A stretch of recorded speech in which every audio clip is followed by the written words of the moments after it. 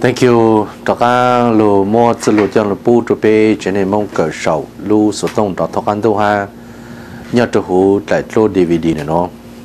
cũng trên là ta mẹ cho cần sai ha mẹ cho cần bù cú nè mẹ tôi rong đó ăn study xin à mẹ sát chỉ bây giờ này nhớ trụ lùng đã tên rồi họ biết chỉ vì biết chỉ cỡ họ biết bao vì biết chỉ sáng cỡ biết chỉ bao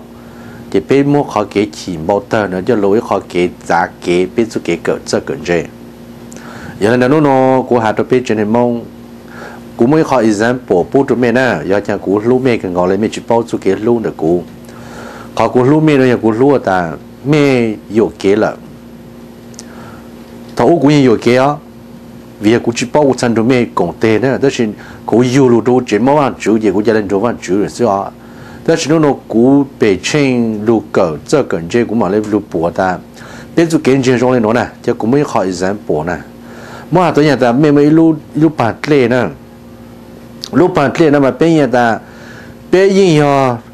cái đủ cái số giờ tới cái số đông là những chuyện một lúc bạn lên lúc bên lúc nói là chỉ bên lúc nói thì nhà automatic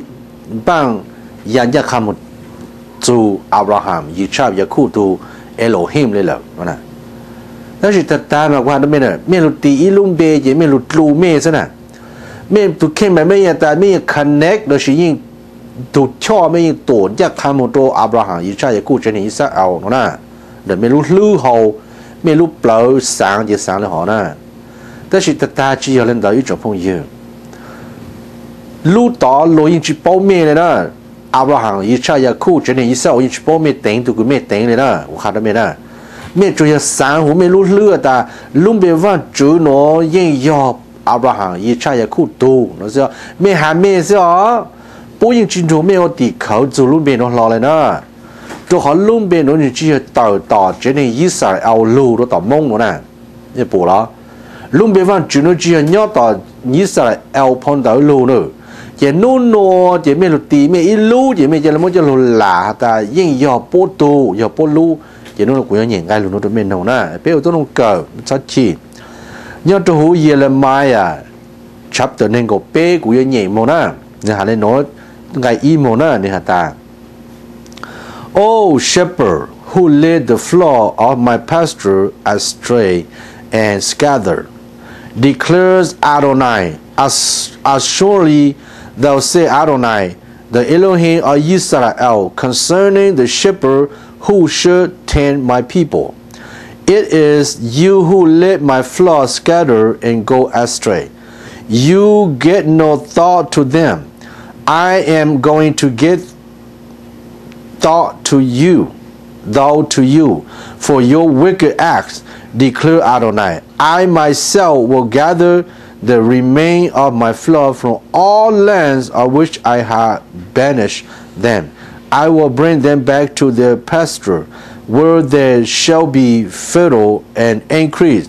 I will appoint over them shepherds who will tend them. They shall no longer fear or be dismayed. None of them shall be missing, declare Adonai. See, a time is coming, declare Adonai. I will raise up a true branch of David's line. He shall reign as king, shall prosper, and he shall do what is just and right in the land.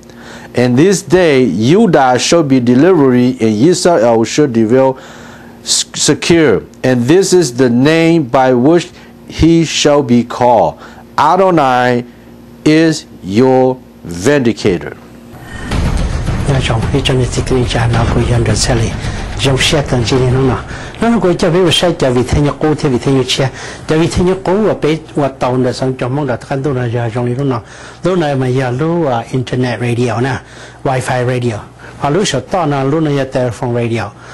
radio mà có xí và cho phòng chia đó thì nó chỉ là chia hai luôn nè cho nó cho của tôi và tàu đấy giờ ta là tới xí nó cũng mất xa thì cho vì thế nhật hỗ trợ sao là cô mua cho vì thế nhiều cái sao thì giờ trong này nó nè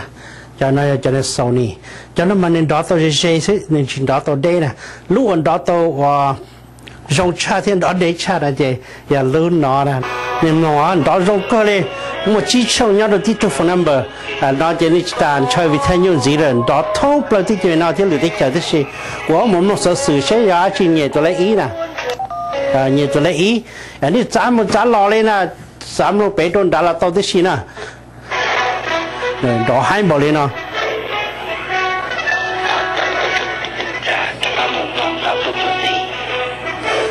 thế nếu yêu gì hành cho cái tin này cha